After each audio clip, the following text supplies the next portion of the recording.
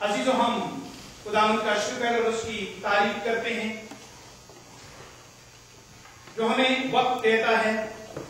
کہ ہم خداوند کے گھر میں آ کر اس کی عبادت، اس کی بندگی اور اس کی پرستش کریں۔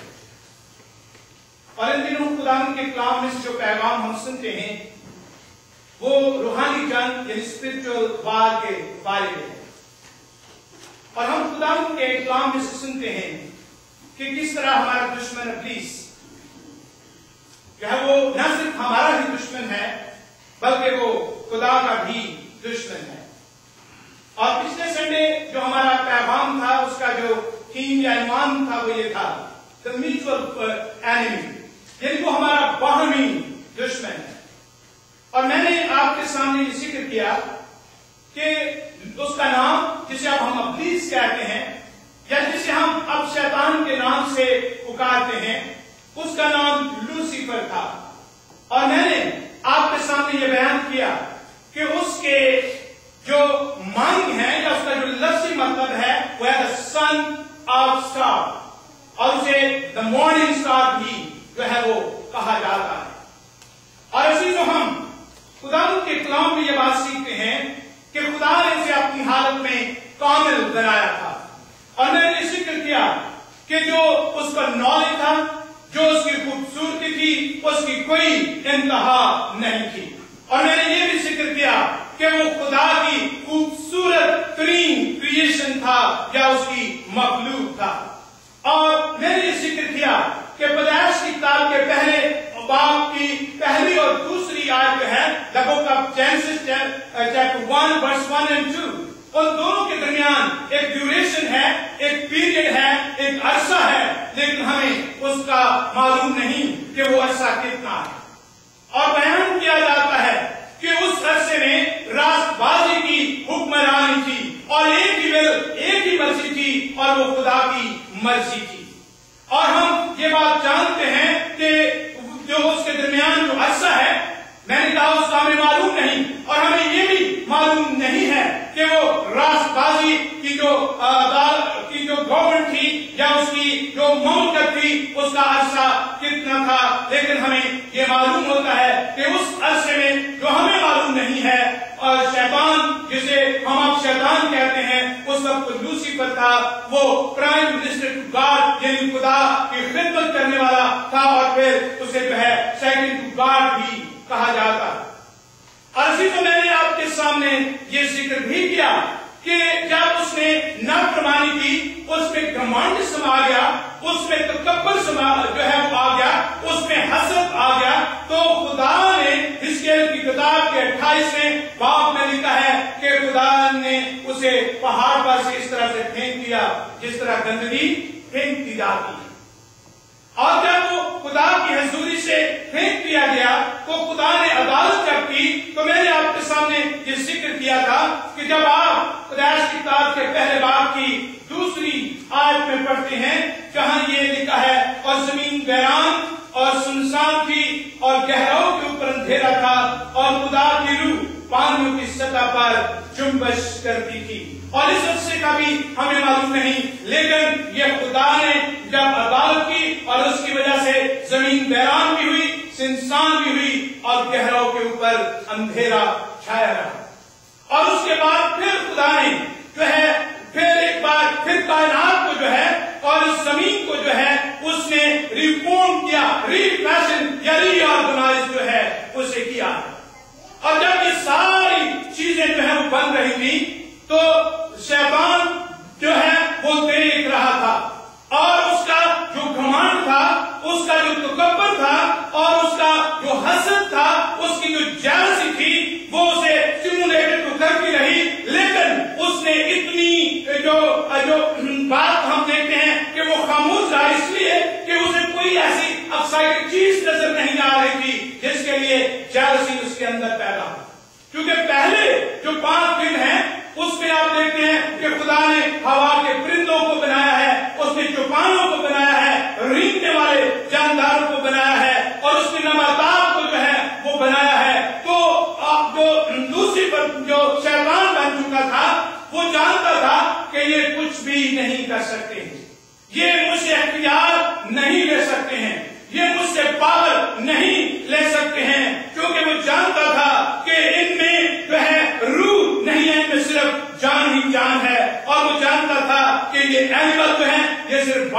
اور لائف رکھتے ہیں، یہ روح نہیں رکھتے ہیں، اس لیے وہ خاموش بیٹھا رہا،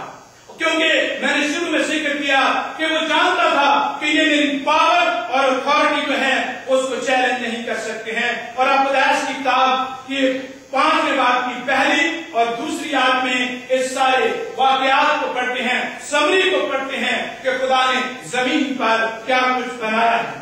اور جب آپ 6 دن میں آتے ہیں تو وہاں پر the creation of man، یعنی خدا کے کا جو پلان ہے اس کو ہم دیکھتے ہیں کہ اس نے اپنے پلان میں آدم کو بنایا ہے، اور خدا کے کلام مقدس میں لکھا ہے کہ خدا نے آدم کو زمین کی مٹی سے بنایا اور اس کے نتنوں میں زندگی کا دم پھونکا، اور پھر آگے یہ لکھا ہے کہ خدا نے انسان کو اپنے امیج پر بنایا ہے۔ تو جب خدا نے آدم کو بنایا اور آدم کے نتنوں میں زندگی کا دم پھونکا اور اسے اپنے امیج پر بنایا، تب شیطان جو ہے وہ لرز اٹھا، کیونکہ اس نے جانا کہ اب میرے مدد مقابل خدا نے کسی کو کھڑا کیا ہے، کیونکہ اس میں روح ہے، اور جانوروں میں، پرندوں میں اور چرندوں میں اور رینگنے والے جو جاندار تھے ان میں اسپرٹ نہیں تھی، اور اب اس نے کہا کہ خدا نے میرے مدد مقابل کسی کو کھڑا کیا ہے۔ اور خدا نے آدم کو بنانے کے بعد لکھا ہے کہ اس نے اسے نوبل بیوٹی اور وزڈم بھی جو ہے اسے عطا کی، اور سلطنت یعنی ڈومینین بھی اس کے سپرد کی ہے۔